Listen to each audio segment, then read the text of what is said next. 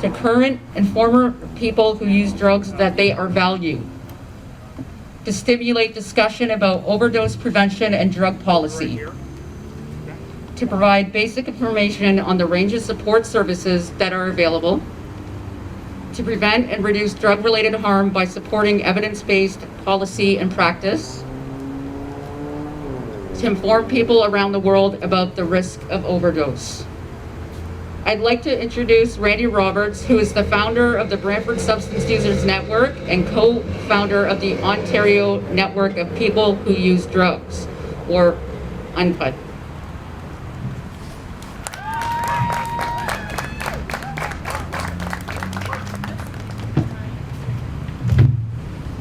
I hate mics.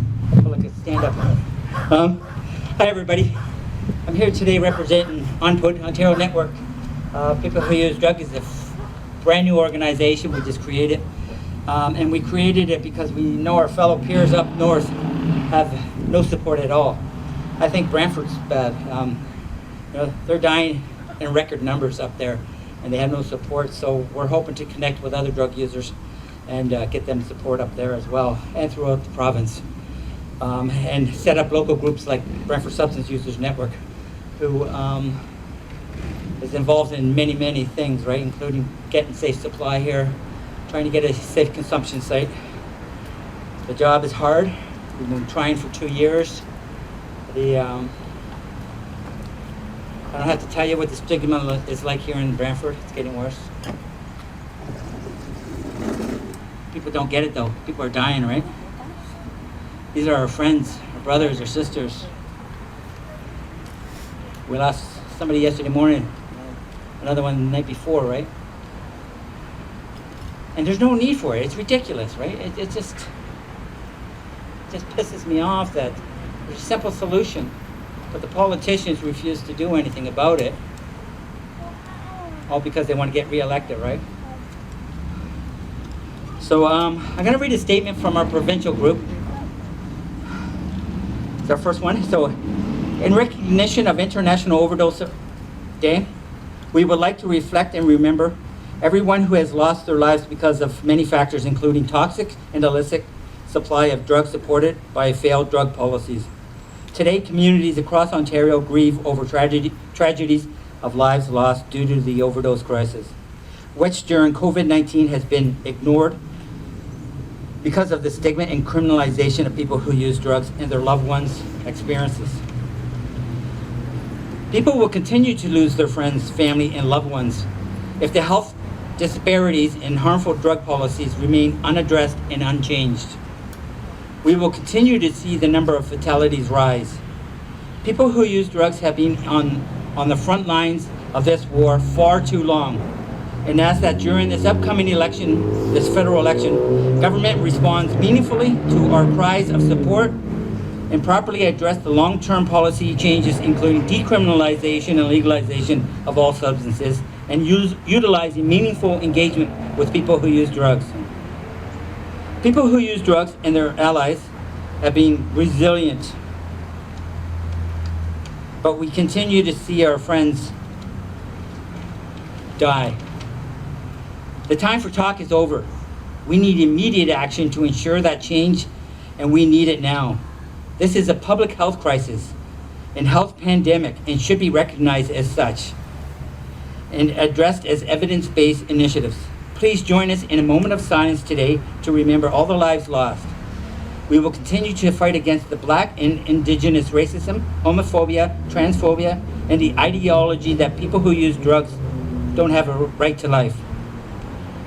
We know and love people who use drugs, and we're remembering over 22,000 Canadians who have died of the overdose since January of 2016. I'm going to take a moment of silence, please.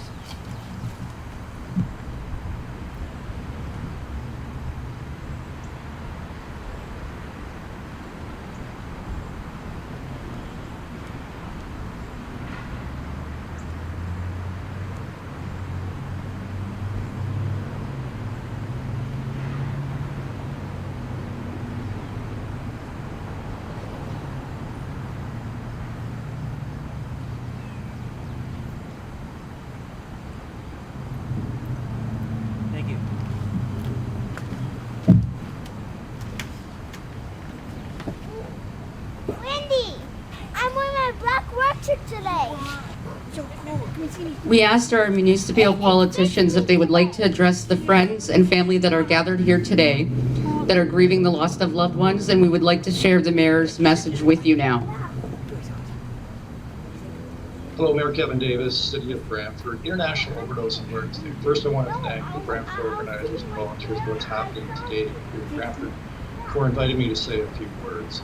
And I can't underestimate the importance of this day for all of us, because although we've been dealing with COVID now for a year and a half, there's another crisis, pandemic that has continued unabated, and that, of course, is the substance use crisis. It's important we continue to move forward in finding ways to deal with that. And this day is particularly important because it's easy to typecast, it's easy to consider it as just statistics, but every overdose involves a person, a member, a family, a loved one. And it brings home for all of us when we have a day set aside for remembering without stigma those who've been lost. It helps us move forward and continue to work together to deal with this crisis, deal with it. So again, thank you very much. I wish all of you the best, and let's work together to rid our community of this pandemic. It won't be easy. It'll take tremendous effort, but this is one small step in working towards that goal. So thank you very much, and have a good day.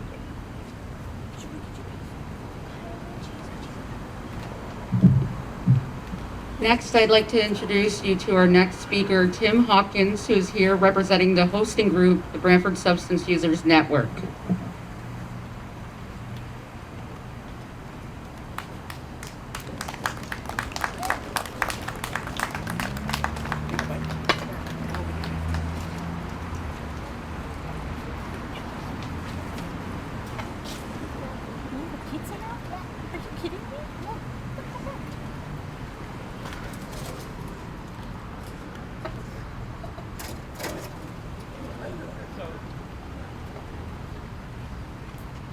Crazy about mics.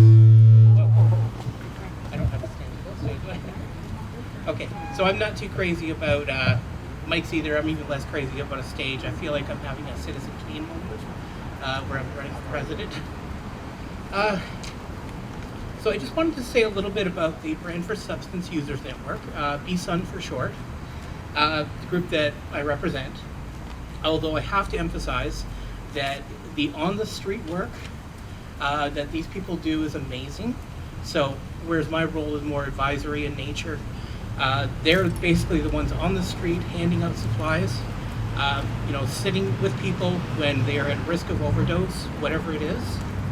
So BSUN is a Brantford peer-based organization that seeks to promote the health and defend the rights of local substance users. BSUN will expose and challenge stigma, discrimination, and the criminalization of people who use drugs and its impact on the drug-using community's health and rights. BSUN will achieve this through processes of empowerment and advocacy at the municipal, provincial, and federal level. BSUN is committed to putting an end to the opioid overdose crisis, of which over 132 of our family and friends have fatally overdosed since between 2017 and June 2021, and over 20,000 nationally. So again, as was previously said, that welcome to our third International Overdose Awareness event. Myself, I find that expression of that event always a little bit awkward, because to me, I think it feels to me like we already know about the overdose crisis. We already know that countless people are dying. Most of us probably already know that it's very possible that the number of people who have died from overdoses since the beginning of last year has rivaled and even outnumbered those that have died from COVID-19. There's issues of comorbidity and stuff like that to consider, but it certainly has not been something to be overlooked. We know it's happening. What I don't think we get a lot of attention about is the reason why it's happening. How did this start? So that's something that I'd just like to address today. That's something I'd like to talk about for a few minutes. So it's impossible to understand the so-called overdose crisis without knowing a little something about the history of drug prohibition in this country and the Western world in general. So let's briefly trace some steps. Drug prohibition in the United States is rooted in racism and the efforts to marginalize ethnic minorities, particularly the drive to eradicate the so-called problem of Chinese migrants and the threat that they allegedly posed to domestic labor interests by framing opium dens as a threat to the American way of life. Later, as recent evidence revealed, Richard Nixon, when he infamously inaugurated a new war on drugs, it was meant as a tool to deal with the civil unrest of the 60s and early 70s without the bad press of explicitly targeting racial minorities, the poor, or the counterculture, explicitly and directly. Today in Canada, an Indigenous person is 4 times more likely to die from a drug overdose than a non-Indigenous person. And this is no accident. It's not something that just happened. In Canada, drug prohibition is similarly rooted in racism, settler colonialism, and the drive to erase Indigenous peoples. Amended in the Indian Act of 1884, it became a felony for Indigenous peoples to purchase, consume, or enter a licensed establishment, or for anyone to sell alcohol to an Indigenous person. Now, the made-up excuse, of course, is that if they were allowed to drink, they wouldn't work as hard on farms. They didn't like that. That, of course, didn't stop them from drinking. Instead, drinking became more dangerous. They drank fast, they drank hard, and they tossed the evidence, or else they paid a fine or went to jail. Sound familiar? Got a number of parallels between our current opioid crisis. This naturally led to the false stereotype that Indigenous people were unable to handle alcohol, which in turn allegedly made them unfit parents in the eyes of the state. So for this reason, among others, countless First Nations children were declared wards of the state, and today 215, I'm not even sure what the number is now, I believe it's significantly higher, 215 of these children, of these unfit parents, were unearthed from mass graves, with more to come from that national disgrace known as the residential school system. Fast forward to 2021. In the span of just one generation, we have gone from people abusing painkillers, allegedly, to people dying from fentanyl and carfentanil. But again, it's your fault, allegedly, as substance users, unable to handle your dope, as central planners move merrily on to the next solution without considering your pain, only the irritant that you are characterized to pose to your community. They were wrong then, and they're wrong now. Those who defend the rights of substance users, as well as their dignity, come from many walks of life. We believe in justice and reparations to a community that has suffered the cumulative effects of prohibition, that treat us as criminals instead of victims of a cruel and inhumane drug policy. In our age, the subtle dehumanization of drug users masquerades not as outright explicit cruelty, but as compassion. But we are neither hopeless dependents or degenerate monsters. We seek to make consumption safer for those who choose freely to consume these substances, for whatever reason, and there are many valid reasons. Intolerant bigots, and I'm sorry I'm not mincing words here, but intolerant bigots aim to increase the dangers with the aim of reinforcing their own prejudice and narrow-mindedness to seek vindication similar to the way that religious inquisitors once wanted to stamp out sin. Sadly, the latter impulse has prevailed beyond its own supporters' wettest dreams. Check out any random conversation on Facebook or Twitter regarding drug use and addiction. Before long, you'll encounter some worn-out references to natural selection, usually by people who have no idea what the original concept of natural selection referred to. And that the notion that addicts should be allowed to freely poison themselves. Of course, this is all nonsense, but why? Well, because despite the entirely unnecessary and extraordinary risks imposed on drug consumers in a black market, most drug use is engaged in responsibly, or at least without significant cost to the user. People are already free to poison themselves.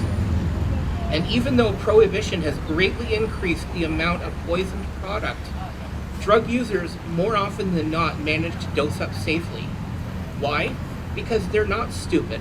They're not terrible people who lack common sense. And of the people who do overdose, fatally or not, even these are largely victims, again, of a cruel drug policy that forces them essentially to play Russian roulette with their lives to satisfy those who want to be properly avenged or vindicated at the thought of somebody enjoying themselves in an unconventional way.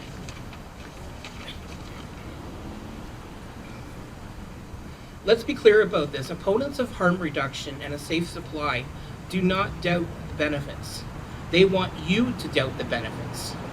Whether it be the gains from better needle access, overdose prevention and treatment, or safe consumption sites that provide qualified immunity under our brutal laws against possession and so-called trafficking.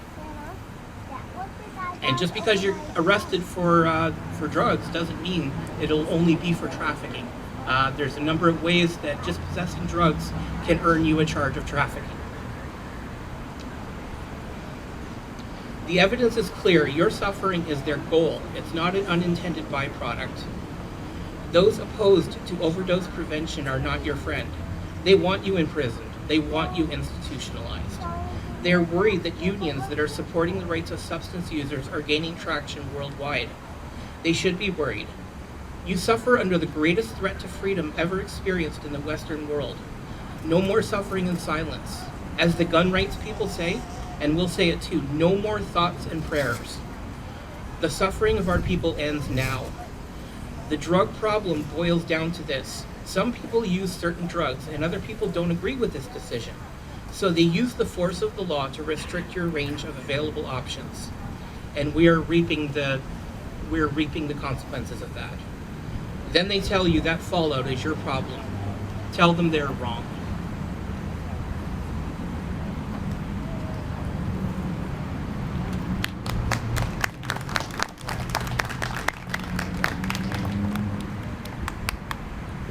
Thank you, Tim.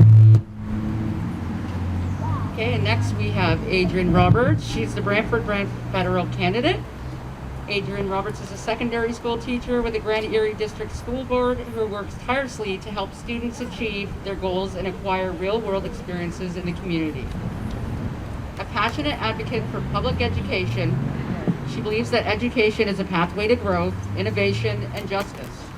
Active in labor rights, she is the VP of her bargaining unit, serves on several committees for the Ontario Secondary School Teachers Federation, and is an executive member for the Brantford and District Labor Council. She is proud to be a third-generation union member within her family.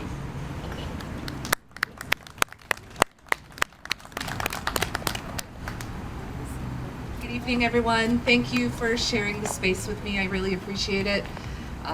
As I'm going to speak from a personal, and that's as a teacher.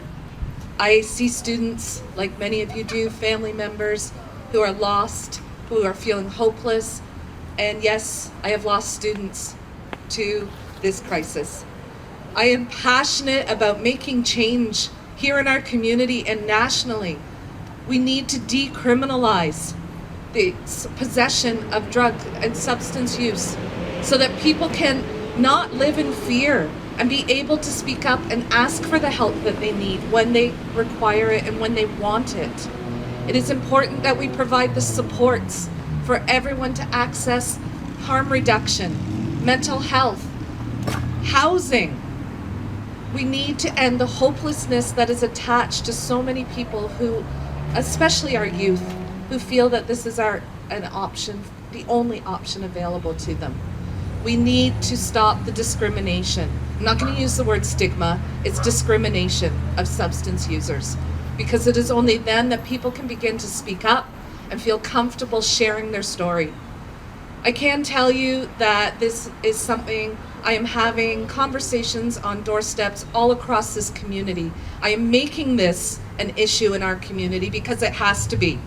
Too many people have died. I don't want to see any more die.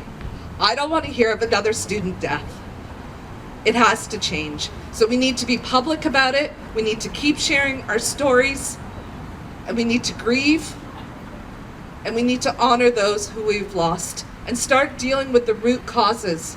And that also includes going off after the big pharma who put drugs in our hands. They also are responsible for this.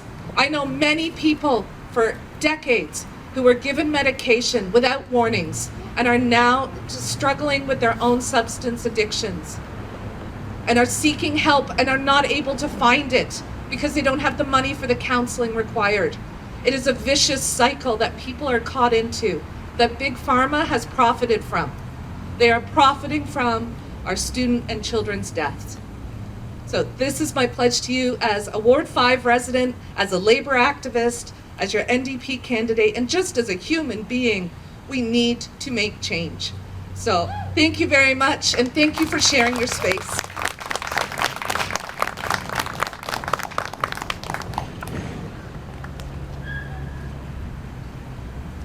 Thank you, Adrian.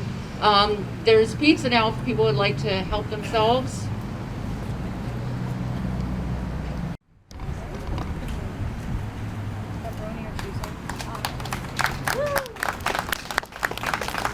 I'm incredibly nervous. This isn't my normal thing. I'm an addiction survivor, and I've seen a lot of friends and family struggling, and a lot of friends have overdosed.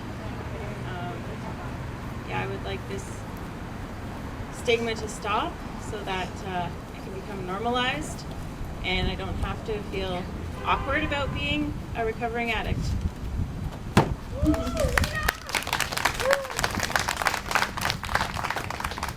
Is there anyone else that would like to share something? I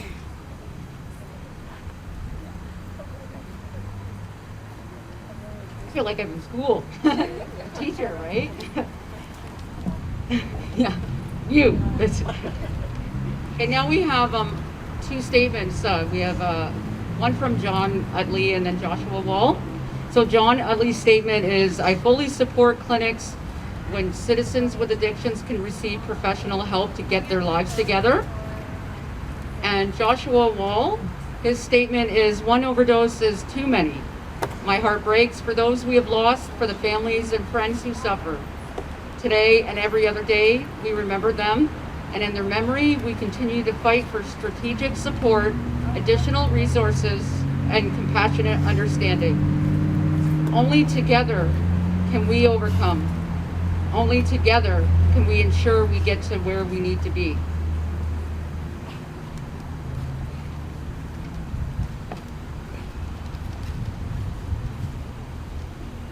So this is a closing statement for the speeches. What I'm about to read was taken from a Facebook group called the Porchlight Collective. And these are the words from mothers who never gave up on a loved one experiencing addiction. Want to know how you can support a parent, friend, relative who has a child suffering with substance use disorder? Stop shaming. Stop calling us names and telling us what to do. Stigma kills. Please don't call us enablers. This idea implies that one person has some level of control over another's behaviors, and that one person is partly responsible or to blame for the substance use of another. This enabling idea suggests that our decisions are to blame for our child's addiction, or that if we withheld resources, this would be the reason that our child would stop drug use. That somehow our decisions make it so our children are unable to choose for themselves. It literally is saying that one person is the puppet of another. We simply do not have this kind of power. It's nonsense. Please don't tell us to let them hit rock bottom. This is a terrible and frankly an unethical notion. Rock bottom can backfire, and it really can result in death. Also, this notion implies that there is nothing to be done but sit around and wait. Research shows that a loved one's positivity leads to better outcomes. People start to change a behavior anytime they perceive its costs outweigh its benefits. Loved ones can play a positive role in making that happen. People would have you believe that only desperation, household upheaval, violence, and overdose would be enough to start change. That's just not true. And it also implies that people won't change unless they are punished enough. Family and friends don't have to step aside and watch their loved ones suffer.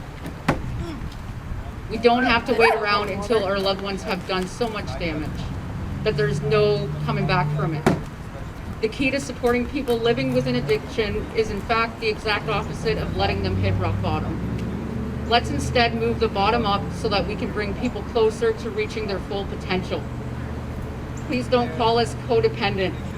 According to the Webster Dictionary, codependency is a psychological condition or a relationship in which a person is controlled or manipulated by another one who is affected with a pathological condition. So, does this mean that we get some psychological benefit from keeping our addicted loved ones addicted? Like, are we getting something out of it? More nonsense. Please don't tell us to practice tough love. According to the Webster Dictionary, tough love is love or concern that is expressed in a strict way, especially to make someone behave responsibly. How is that even possible? How are we able to make anyone behave in any way? A person's behavior is the responsibility of that person and that person alone. Our all-consuming, unconditional love won't stop addiction. So why do we believe tough love will? Or nonsense. Remember, addiction is defined as compulsive drug use that continues despite negative consequences. The problem is not an absence of suffering, but a deficit of hope and alternatives. If stigma, isolation, and being ostracized fought addiction, we wouldn't be having the worst overdose crisis in history. This was by Kathleen Cochran, Moms for All Paths to Recovery.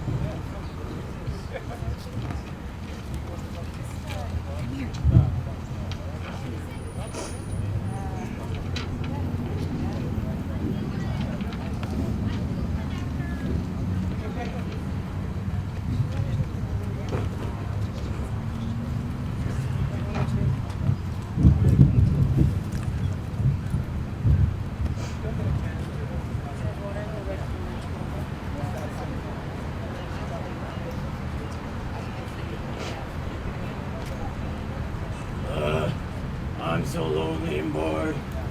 All I do is sit on these streets. So lonely and bored.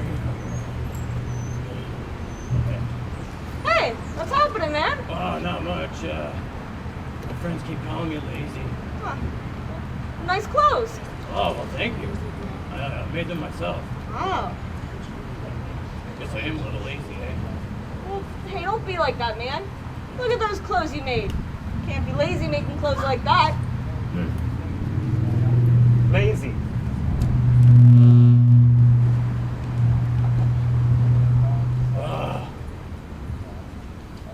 What a cool bench I have here. That's so selfish. What if someone else wants to sit there? Wait. You can come sit here too. Really? Oh, yeah. I wouldn't want this cool bench to myself, you know? Selfish. Oh,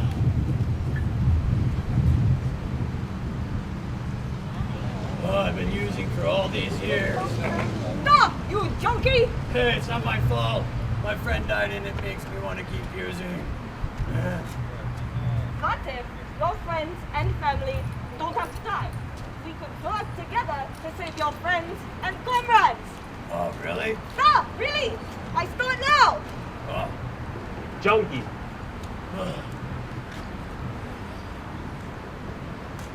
Hey, what are you doing here, dirty bum? Well, I have nowhere else to go. Where do you want me to go?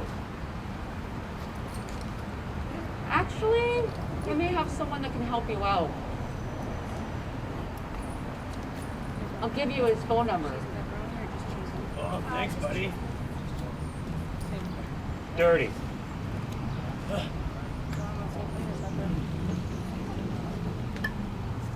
Don't worry, guy. We're in this together.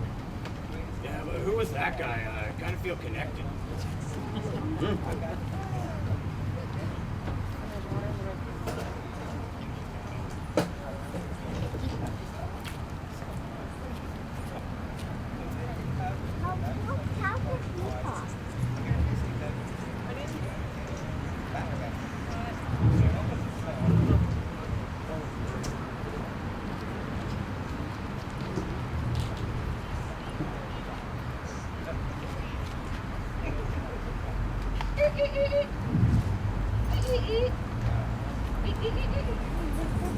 Hey, can I get you a drink? Molson Canadian. Coming right up. Here you are. What'll it be, big man? A Boilermaker. Okay. Look. Here you go. Whoa. Are you feeling okay? I don't drink very often. It's going all right to my head. Should I call you a cab?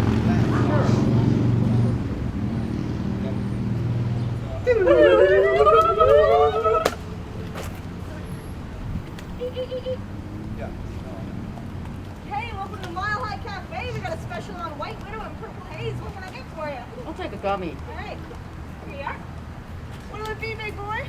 Parachute. AK-47. All right. Here you go. Whoa. Are you feeling okay? I'm feeling really funny. I'm feeling kind of funny too. I know what to do. Should I order a pizza? Hey! Hey, can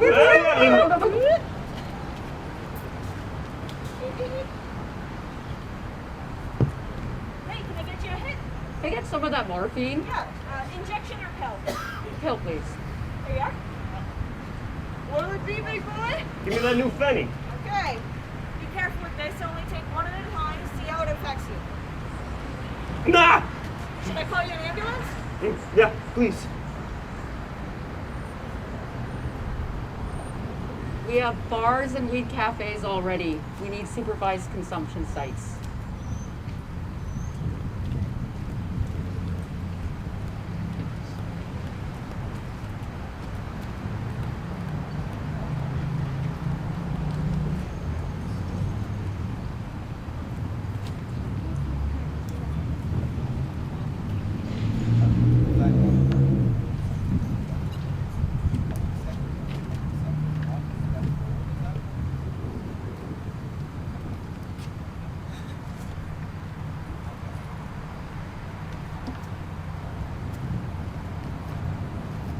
Alcohol! Woo! Marijuana. Good times with friends. My dad dies. Fentanyl. Overdose. No Naloxone. Broke my back. Codeine. Benzos. Meth. Codeine. Alcohol. Marijuana. Alcohol.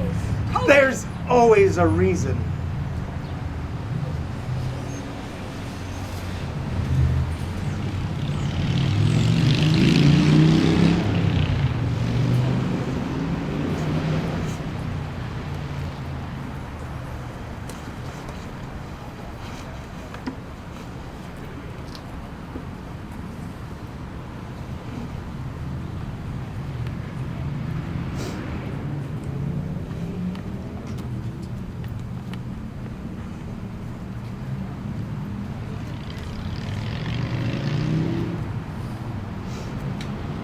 One day I was out in the park and I had some water with me.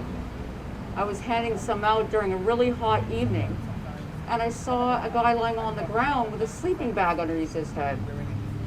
Started to walk up to him, and he was like, I just came here to relax. felt like he was really ashamed.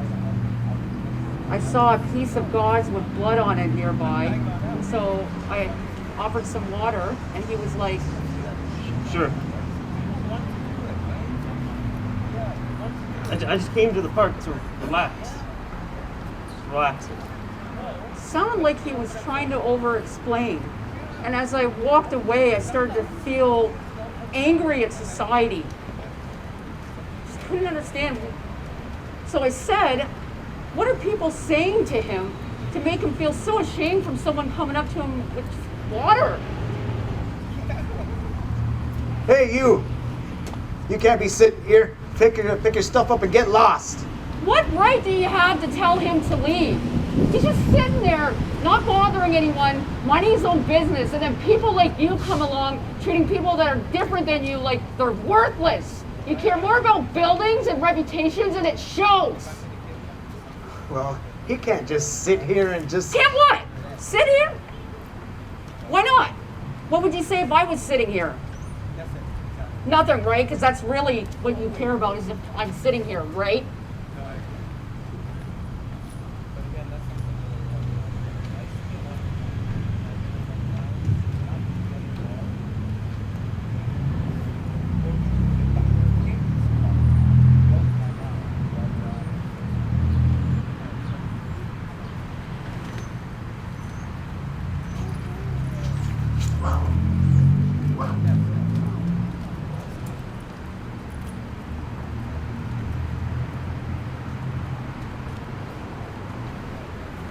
Screw shame!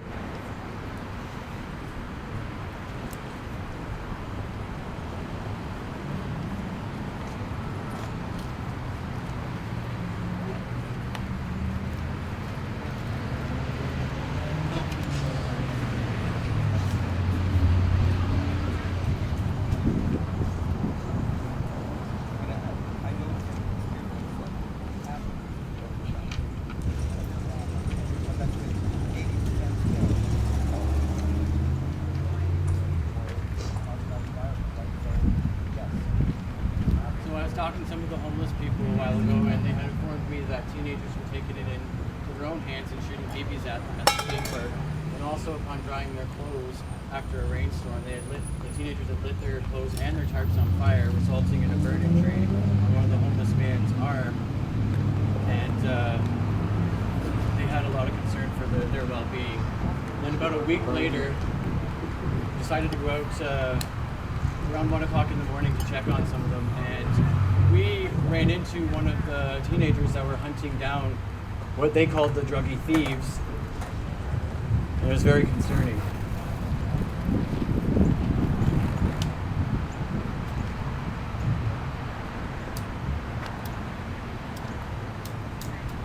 Hey, see any druggy thieves around here? I've been looking for some all night. You mean you're hunting helpless people? Yeah, druggy thieves. No one cares what happens to them. What are you out here for anyway? Well, I'm out here on behalf of my organization, Love Changes Things, and we like to bring food and water and compassion in our friendship to help lift the people up instead of putting them down. And that's what we're out here for. Oh. Wow. That sounds like a much better idea than what I've been doing. I haven't thought of it like that before. I think I'm gonna help them from now on. Just maybe bring them food and water like you guys do. Sounds like a good idea. Thank you. You're welcome. I really hope that she does this.